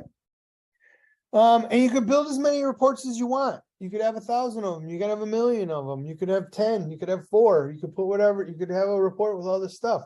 Now, that being said, the scheduler I mentioned at the beginning, you can only schedule to send 5 of them. So if you need to send, like, let's say you've created 2 reports, but you're sending them on the same frequency, then maybe think about combining them into 1 report and send it together. I don't know. If you've reached your max of 5, then that might be what you want to do, so that you could still send 5, but get more data in it. It's up to you. I mean, this is pretty much the only workaround that you have, but you can only send 5. All right, very quickly then, we'll create a new dashboard. So from the dashboards, and the hard part here is it's not going to look exactly like, and it really becomes sort of difficult to make it. I'm just going to add a couple of things because I can see they have visualizations. Some of this other stuff I think just comes from the Service Autopilot one. Yeah, let me look at one here. Let's just do all open estimates and see what gets added. So I'm going to click done and see if it'll add all 4. Sometimes it will. Sometimes it takes forever to load, depending on the data. Hopefully, because it's all fake test account data. Yeah. So it shows these tabs and it just puts them in here all stacked. And these are just the points we had, but one of them is open estimates based off of sales rep. So right now it's set to all, but if you wanted to filter it to just certain reps, refresh it, you could see what open estimates each rep had. And you could see that really quickly. So maybe this might be a financial tab. If you wanted to change the layout, so meaning you wanted to change the columns from 2 to 3 or free form, you could do that. So right now it's set to 3, but it loads them all into 1 column, if you notice. So maybe I want to move those around like that. You could play with how that looks. If again, you want to change your own layout to 4, you could do that. Click done and watch what happens. It makes them all, again, shared sort of sizes, which will look, it makes them 4 even columns, or it should. So hopefully it doesn't make me a liar, but Yeah, see how it splits them all into individual columns? And then from there, you could go, now just be careful with making this one wide because it just makes that one smaller. So if you need this chart to look nice, you get what I'm saying? And it'll fill into this size. So that one makes that one smaller, and this one makes that one smaller too. So depending on which way you're going with it. Just play with it, make it look however you want. You could add new tabs, you could undo, Control Z is a keyboard shortcut. The stuff you can change, you could edit, filter, rename, and remove. You could add a filter column so you could play with the data a little bit from the dashboard by clicking on it. If you've made changes and you click get image, you can download it. So that if you just wanted it, and let me just open and see what it says. It just downloads the image. So if you wanted to use that someplace else or do anything with it, you can download it really quickly by clicking get image. It's super useful. You could build your own analyses based on your own dashboards based on your visualizations. And this might be a better use of, instead of emailing yourself 5 reports, which is still cool and it emails it, but it still has to be an email. If you make this a dashboard, so I'll untitle it to my main dashboard and save it. You just come back and check the dashboard as often as you want. This will pull the most current data or whatever's showing if it's set to show current data. So if it's not using a sliding date that says start and stop end weeks, or if it's not today or whatever, then it won't show that data. Like this is going to show historical data, client sense, and it's going to show all of it, right? But this one here is open estimates. So if I go and close a bunch of these estimates, then this list could be 0. If there's more dog names that get added, then you'll see more that have, that gets added. So depending on what you're showing and where the data is coming from. Now, these visualizations and reports in pictures have to come from some data. So one of the things we ran into a little bit was we were downloading reports, just reports into clients' accounts, and it didn't have the analysis that was attached to it. And so like a revenue number wasn't being filtered properly. And so we had to fix that and start uploading into the marketplace so that it could be downloaded, all of the analyses that went with the charts. So if you're building something that's not looking the way you think it should, then come in here and double check and see what's happening. Look at all these clients. There's no clients in here with client sources, which you could go back and change in bulk, but you could make some changes. But yeah, you could build out a dashboard. Then the next part, like I said, again, the schedule manager, you can list, it would list all scheduled reports, and you would find those you could see those really quickly too, because these clock icons would have like it'll turn green. But you can schedule reports or analyses to be sent. So let's say I want to send this report that we created to myself. Now, the one thing it doesn't do, and I wish it made more sense, it'll default to whatever you typed in the last time. So be careful if you're sending it to, whatever, but the from email address has to come from someplace. So maybe it's your company email, but you have to type it in. It's not going to come from company email by default. And even then, I think it still sends through Service Autopilot. It's just for like the reply, the reply. Oh, I have to look because I know I sent some to RBS to get some things, but then the 2, and you can add in CCs or BCCs, separated by enter email address, separating each with a semicolon. It is specific.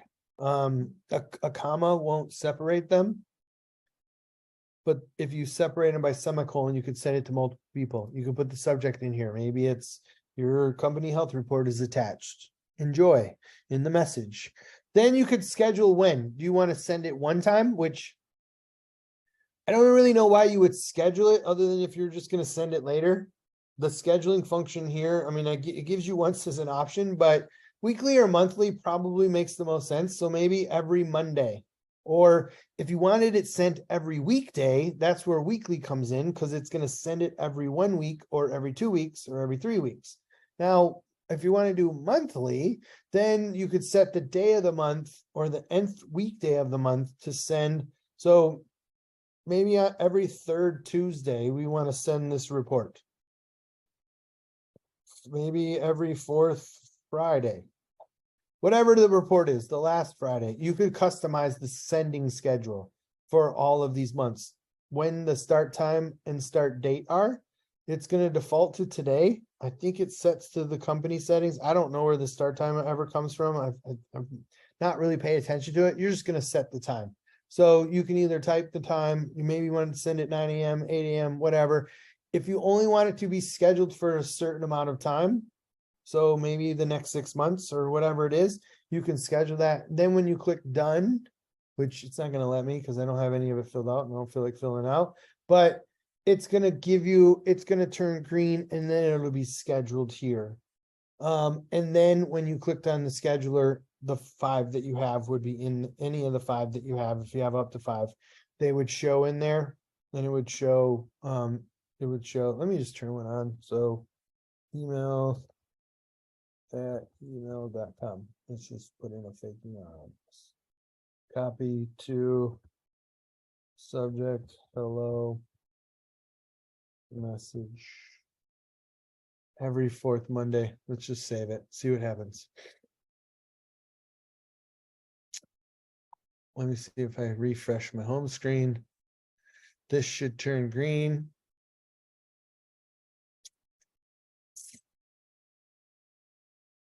Come on. Yeah, see it there? Move to the top of the list because we saved it last, but now it turns green. If you hover over it, it says scheduled at 8 a.m. on the 4th Friday of every January, February, March, April, May, June, July, August, September, October, November. So you can see that schedule really quickly. None of these other ones are scheduled, so you can click on it if you wanted to, but you could schedule it. Now, if I go to the schedule manager, it'll say that same info. You can see what the message details are without opening it necessarily. You can see what the title is, last run status. If there was a status, if you hover over this, it tells you that, or when it was blank, it said what was in here. But if there was a status, like if there was an error or anything, but I think the cool thing here is it tells you when the next run date is going to be. So if you had a list of scheduled ones, you could come and see it, and then you could adjust that schedule. If it was, beforehand, or maybe you wanted to make sure that the report was accurate. Maybe you're sending your profit and loss January 1st, whatever, your schedule is so you don't forget things. The limiting part there is you can only schedule 5, but I think it'd be cool if you had a bunch of scheduled things, you could schedule a bunch of reports to be sent, and then you could automate that part of it. I mean, that automates that part of it, but you can only do it with 5 reports. If you wanted to delete it really quickly, it's going to delete the schedule. It's not going to delete the report or anything like that. This is just going to delete that schedule. So I'm going to remove it. See what, just show you here when we go back to home. So that schedule, that report is still here.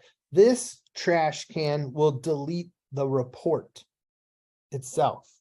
So if you're on this page, don't click the delete icon and think you're going to get rid of the scheduler. That has to be done from the schedule manager page. Just kind of pointing that out. And that's, you could bring it back here, and then if you see how it entered that back in, so email at email.com, let's click done and see what it saves. Yeah, so you need a subject. So let's click a subject and then click whatever. So all you need is an email address to and from and a subject. Let me come back to the home page, because now if you go to the scheduler, once it's saved there, let's load it up. Because you can edit it here too. You don't have to go to the schedule manager to edit it. You can just click on this and it pops it up.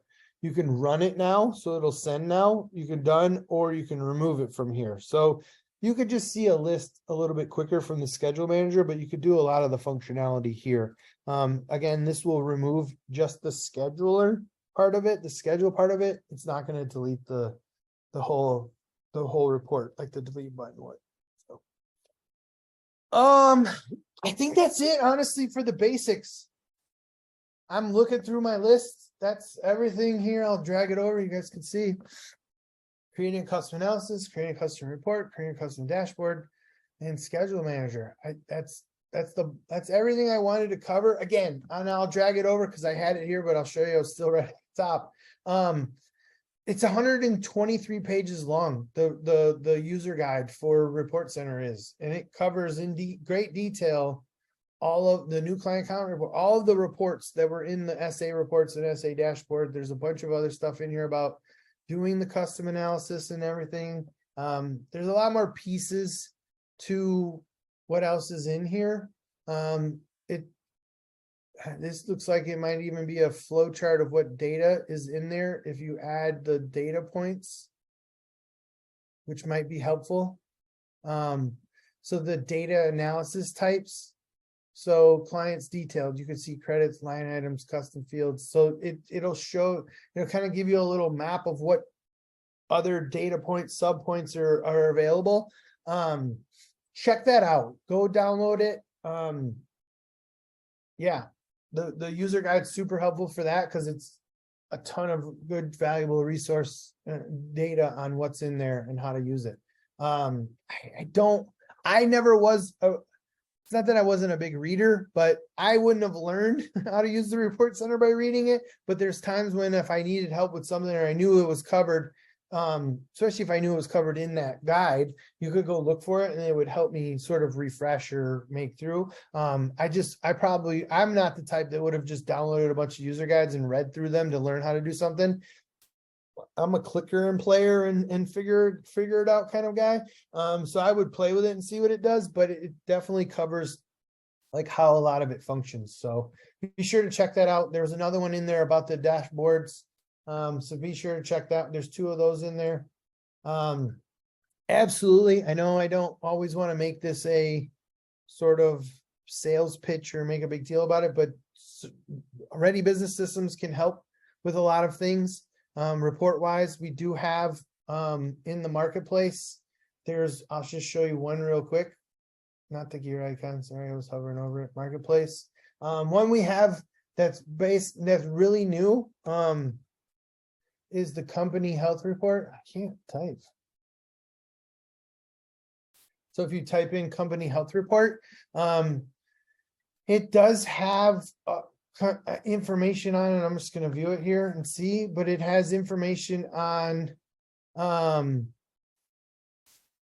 actual versus budgeted hours, revenue produced last week, projected annual sales, lead a new client source. There's a whole bunch of stuff in there. And then we could add, what I've done for a couple of the people, and I got one I need to finish this week for somebody that recently bought this report from us, but I got to go in and customize a couple of things. As far as he wanted to add, I forgot what it was, but he wanted to add another field so it got sent. But that's absolutely something that can be done. Like it's not limited to just what's there. You can add anything then to that report. You might have to build a separate analysis with a separate visualization that goes along with it, but you could add to that report. So you could use these as a starting point. There's a bunch of things in here again that you could find through the I know Service Autopilot has some reports in there that you can look for and check that out. So if there's something in there that is already Business Systems, just make sure there's usually a form or some other way to contact to be able to get the download code. Generally there's a charge for most of it. Some of the stuff I know has been free or offered at different times, but I honestly don't have a list of all of it, and searching the marketplace can be challenging because it only shows 3 things at a time and you have to know the wording pretty well, the name of it pretty well. But search through there. If you find a report, if it's an RBS thing, just reach out to us and we can help tell you either what it costs or how do we get it loaded. If it's a Service Autopilot one, generally those are free. So if you want to find something in there, but play with it, use it. Again, that was one of the bullet points from the initial part is it's here. So get good at least know it's here and use it. Be familiar with coming to the report center and try it. If you go, you can't break anything really. Like it may not just load or the report doesn't work. But my recommendation here is just go and play with it. See what data you can pull. You might find something in there that you didn't even think you were looking for that now all of a sudden it became your favorite thing to send or add to a dashboard. that's happened before for a lot of people. It's happened for me. I've just been fidgeting around. Like I said, the dog name, just looking at different ways you could utilize the capability of like seeing what values are in a custom field for all of your clients. Maybe, that's all I want to see in export is the custom field data for all the points, instead of sending it out from the customer list, the client list, and then having to go in Excel and filter all of that out and get rid of all the other columns, because it sends all the other columns. You could just build it with just the custom fields you're looking for, because maybe it's lot square footage or whatever. You can pull a bunch of data. But yeah, play with it. And certainly if you have questions, reach out to Ready Business Systems. If we can help in any way, we absolutely will try. Service Autopilot's a great resource for the report center. Their special services team, I think, still supports it, unless they were planning to move it back to support. So I don't know exactly what that's going to look like moving forward or who's going to handle it every time, but they'll help answer questions for sure. Maybe they won't always build custom stuff forever. I know they do now or had been. So yeah, just reach out to them, reach out to us, get some help if you need it, but get to know your numbers and your data. So anybody still here have any questions or comments or have anything they want to try to look at? I know Gabrielle left. She had one we could try to start a, Chris says, I'm not a manual reader either, but you got me started. Okay, cool. I didn't even know enough to start playing. I now know what's possible and I can go to the manual if I need help. Good job and thank you. Hey, Chris, thanks so much. I appreciate that. Hopefully these have been helpful. I know we were sharing the recordings and stuff. I don't know. I always get hesitant and think someone's going to go back and watch a 2-hour recorded Zoom where I'm clicking around on a test account and things are working sometimes. And like, I don't know, maybe this is useful, maybe not. I'll post them all to the groups that we're in, the Facebook page. It's all on our YouTube channel. So if there's ever a time you need to come back, hopefully this was useful. Again, like Chris said, though, there's a ton, and I can take a little bit of credit for it. I don't work there anymore, but me and my team on the training team, we spent months and months and months and hours, and they still do, compiling and making all the help center resources. The help center is full of a ton of stuff. Now, again, is it there and is it good at teach? We tried to make it as easy as it could so that you could learn it and start from there. But I feel like sometimes this, like Chris is pointing out, if you just grabbed it and try to start with it, it may not be the easiest for you. So maybe a training like this is what was needed for some other people too. So hopefully there's some value. Somebody finds some value in rewatching this video later on. If nothing else, even if the folks who came or rewatch it later, if they got value, that's good enough for me, I guess.